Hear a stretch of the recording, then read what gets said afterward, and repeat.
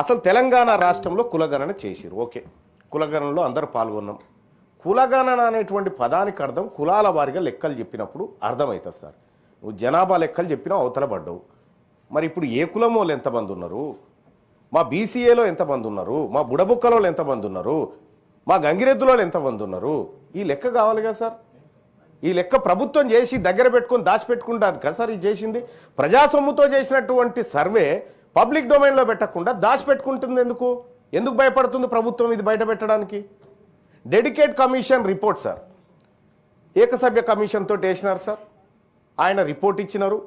ఆ dedicate commission report ఆధారంగా సూచనల మేరకు 42% అని చెప్పి బిల్లులో పెట్టినారు సార్. మనం అందరం సపోర్ట్లు కొట్టినాం. కానీ ఆ రోజు నుంచి అడుగుతా ఉన్నాం సార్, ఆ డెడికేట్ కమిషన్ ఏం సూచనలు చేసింది? బీసీ ఏ వర్గాల కోసం ఏం చేసింది, బీసీ బి వర్గాల కోసం ఏం చేసింది, సి వర్గాల కోసం ఏం చేసింది, డి వర్గాల కోసం ఏం చేసింది? ఆ సూచనలన్న బయటికి రావాలి కదా సార్.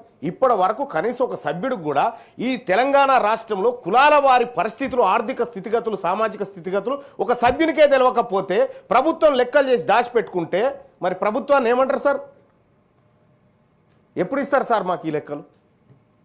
ఈ రాష్ట్ర ప్రభుత్వం సమాధానం చెప్పాలి.